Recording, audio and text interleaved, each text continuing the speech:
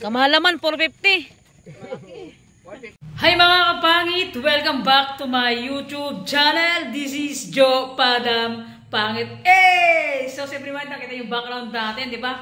Pakak, ang ganda ng background natin mga kapangit. And hindi na sa bitak-bitak, kasi bitak-bitak ng mukha natin. So mga kapangit ko, ngayong umaga na umaga tayo nagising ngayong araw na to. And bibili tayo ng isda kasi dumaan yung bayaw ko may dadalang isda mga kapangit doon sa, sa dagat kasi nag-isda yung pinsan ko. Titingin tayo mga kapangit kung ano yung pwede nating mabili na isda mga kapangit. Sabi ng bayaw meron doon talakitok na malaki pero baka tingnan kung kaya natin bilhin mga kapangit. So let's go mga kapangit. And siyempre mga kapangit ko, good morning sa lahat ng viewers natin dyan. Nako, kagigising nyo lang ba mga kapangit? Maaga tayo mag-dinner ngayon. And siyempre, sabayan nyo ako mga kapangit ngayong umaga sa ating almusal. So let's go. Tingnan kung anong isda yung mabibili natin. Ito to siya? Malaki, sarap ang sigang to. Kamalaman, 450. 150 lang ang kilo. Solid mga kapangit, pang sigang.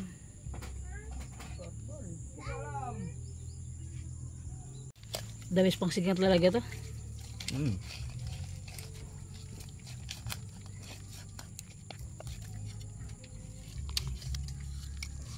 Taba ko yan, no? Oh.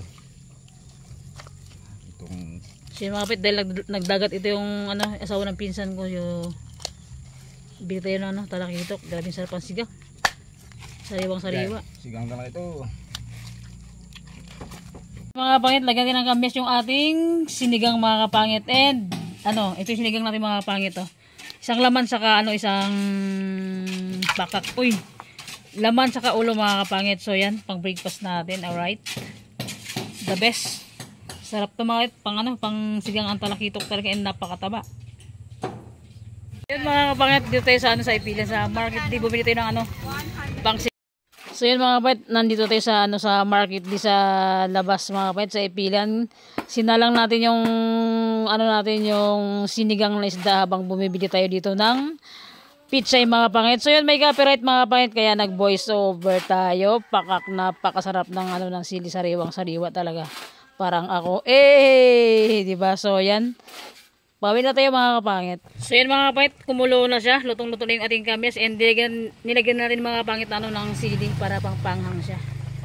Yan, hindi natin nakapag-video mga kapangit. Pagdating natin galing to sa market sa labas, din sa labasan. Kasi market din, bumili tayo ng sitaw. Lutang jo pa dam. Bumili tayo ng ano, ng pichay. Sili na mas matanda pa sa akin. Kapangit, lagyan natin ng pangsigang.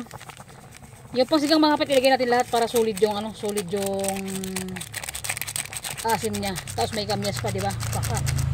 Yan, lagay natin yung gulay. Mikos-mikos natin mga kapit, mikos-mikos muna natin siya. Solid yung ating pangumagahan ngayon. Talagang pang ano, pampapawis talaga. So yan, lagay natin yung gulay na. Lagay natin yung sili. And yung gulay. Pichay mga kapit, lagay na natin. Solid ang ating umagahan mga kapangit ko. Pakak, sabayan nyo na naman akong umagahan mga kapangit. Mikos-mikos natin mga kapangit. Pasensya na kayo sa ating dirty kitchen. Alright, siyempre tikman muna natin kung anong lasa. Baka lasang bulandos, pag hindi maubos, ibuhos. Alright mga kapangit. So yun mga kapangit, pakak, naghihigo yung ano, yung kwarto mga kapangit.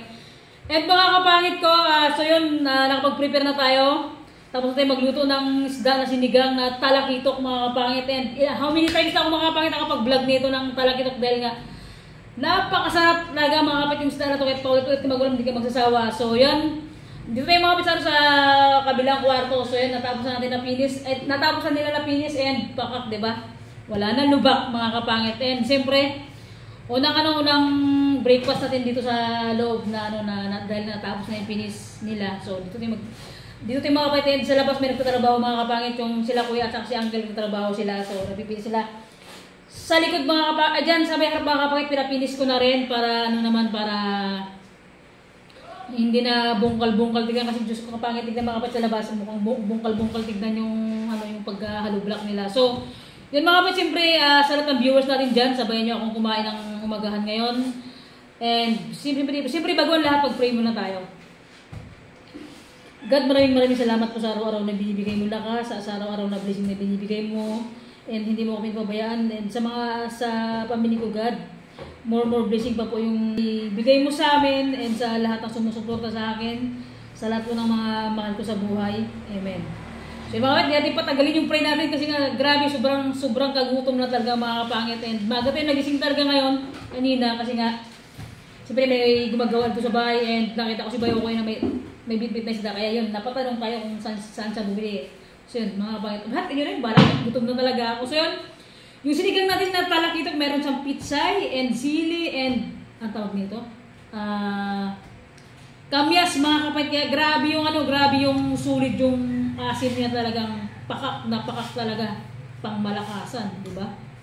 So yan, let's eat. And pagkatapos ko mga kapatid magkain, ipapaan na natin yung magtatrabaho mga kapatid, papamerenda natin sila. And mga kapangit ko, para maging malakas yung nagagawa ng ating bahay mga kapangit. So let's go! Para hindi ko kayong ubusin to, napakalaki. Ito mga kapatid, yung sinigang ko is yung ulo lang, kasi nga pag sinigang ko lahat ay paka, hindi kayong ubusin. So sabayan nyo na ako mga kapatid kumain ng umagahan. Ay, unang subok mga kapangit. Para sa inyo to, sa lahat ng nanonood dyan, unang subok para sa inyo. Eh! Sabaw pa lang, ulam na. Diba? Okay. Ang sarap mga kapangit. Sulit talaga. Mga kapangit. Kain! Kain tayo mga kapangit.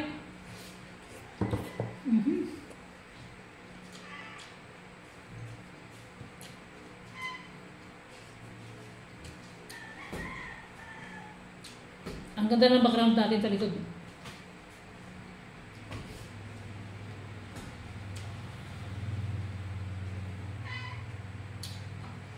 Kain po tayo.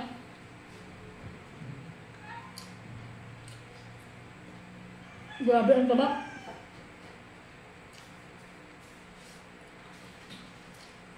Sarap mga kapangit, sobra. Tignan nyo naman oh. Pakita ko mga kapangit oh. Tabahan niya, grabe oh. Sulit.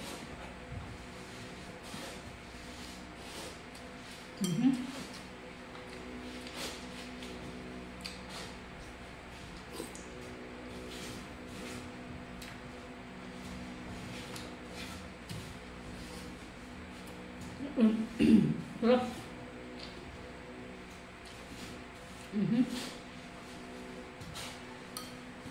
Yung ulo niya palang mga kapangit, 2 taon lang kakain dito. Tingnan yung laki. Pakita ko sa inyo. Tingnan nyo.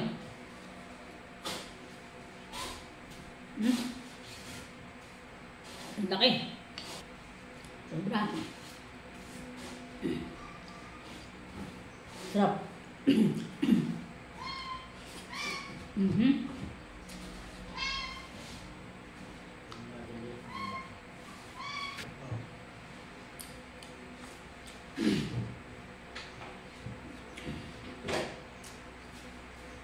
Sabaw.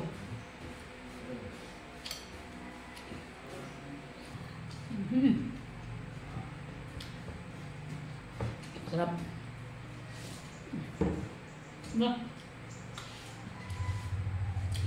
Sobrang taba, pati makapakita ng talakitok na to.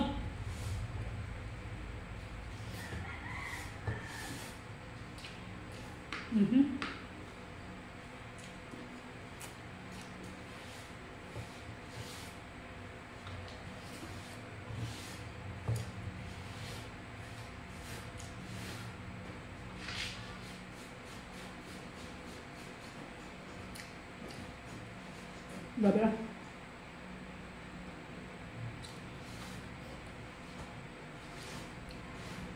Kahit hindi ka na magkanin dito mga kapatid, kasi mabubusog sa isda.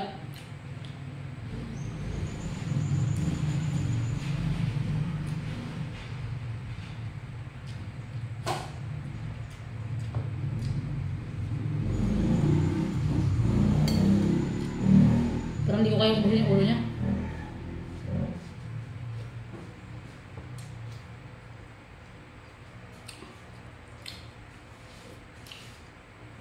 Sarap.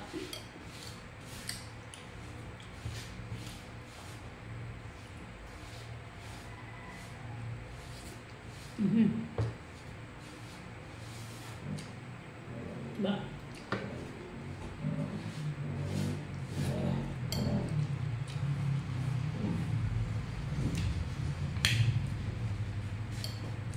Ulo pa lang, di mo na alam kung paano mo ubusin mga kapangit, sobrang laki. Yung mga cheese tip, yung pamangin ko na lalaki, ito mga kapangit ito. Yung pamangin ko na lalaki, hindi bumalik kasi umuwi sila ng bukid. Pinawi ni papa niya. Hindi pa nakabalik sa akin.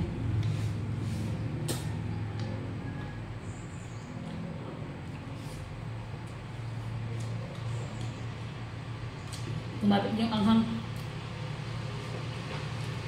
Kamyas.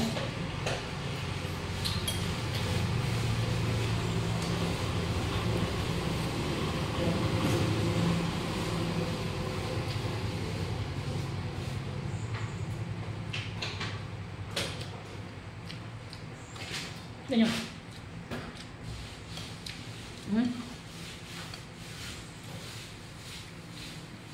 Laki ng ulo, grabe ang taba. Mga kapit, nakasigang na ba kayo ng ano, ng ganitong kalaking isda na takito? Sarap, di ba?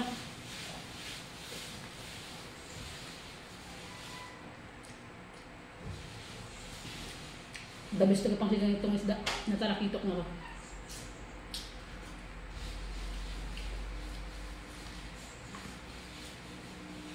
Kung ako mga kapit, saan ako papapiliin na ano na sinigang na isda, talakitok o tangginggi? Mas dabis mga kapangit yung ano, talakitok. Malinam-nam talaga siya.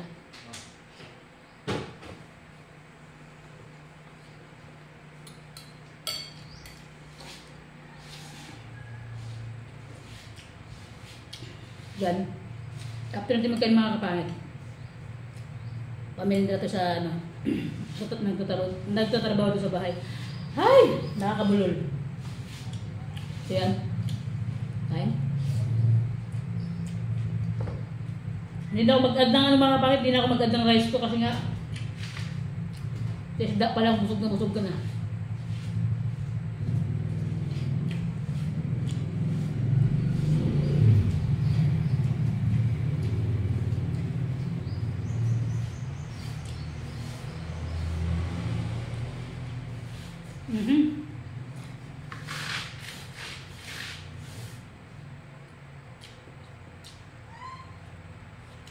And mga kapangit, sa lahat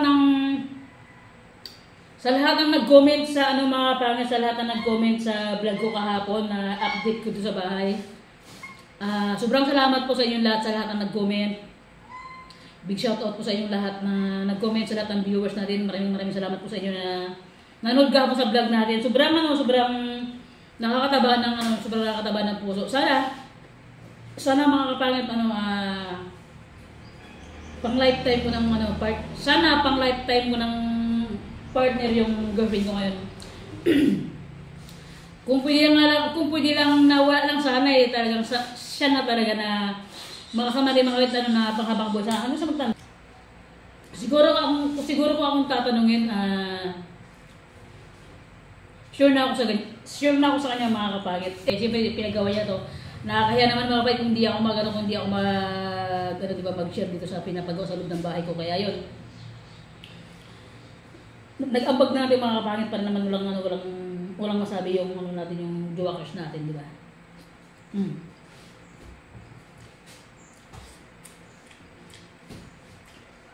Hindi pa natin tapos bayaran yung ating motor mga kapangit. Amat-amat lang kasi paano tumatakbo naman, di ba? Yan. Napakasarap. Naman.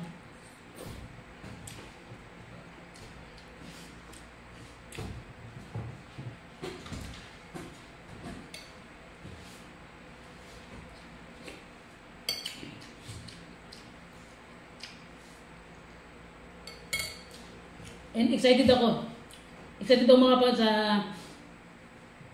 pag-uwi ng girlfriend ko. Sa kadami, mga kapangit, sa kadami ng LDR ko, grabe. Walang nakauwi, panay, halos lahat, sana mga, ngayon mga kapangit, itong girlfriend ko sana, makauwi na siya. Kasi halos lahat ng dumaan sa akin, hindi nakauwi. Hindi nakauwi. May, ganun talaga mga kapangit, gumagawa talaga si God ng reason, ng paraan kung bakit hindi kayo pwedeng magtagpo talaga mga kapangit, no? Siguro, ganun talaga. Hindi sila para sa akin. Siguro, ewan ko lang, itong bago ko ngayon sana makauwi siya. Di ba? Kasi, grabe, ang tagal pa mga kapangit. How many months pa yung, ilang buwan pa yung aantayin natin na bago dumating yung araw na magkita kami. And siyempre, siyempre yung mga kapangit, paghahanda natin yun. And abangan yun mga kapangit, siyempre. Abangan yun mga kapangit, pero matagal pa ilang buwan pa yung lilipas mga kapangit. Pero, paghahanda natin yung mga kapangit sa pag-uwi niya. Diba? Kain?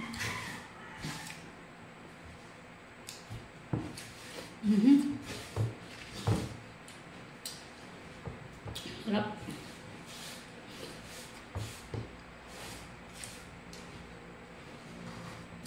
Hindi na ako nag-add ng rice mga kapangit kasi sobrang malaman yung isda.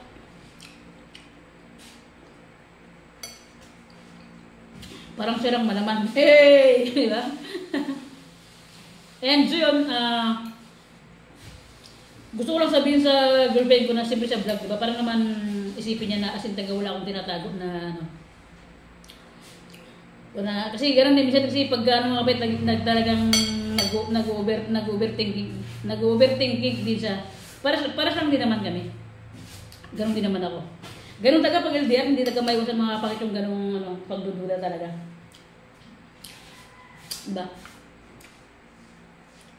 Pero ako, gusto lang sabihin sa'yo, love, na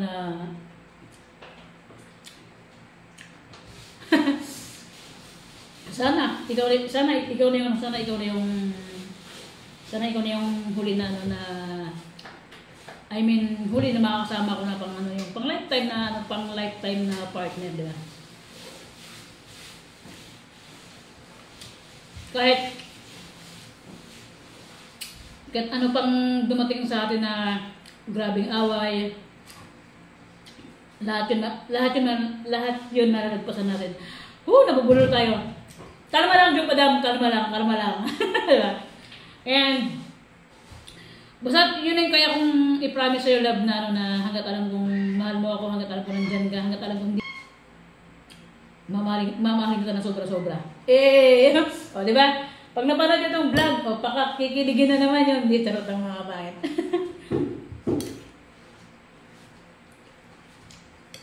Yan so mga kapangit, hindi natin kayang ubusin talaga. Tignan yung mga buto ng ulo ng matambakol ang lalaki. Sobrang nabusog ako hindi ko pa naubos, meron pang natira. Ayun. Solid talaga.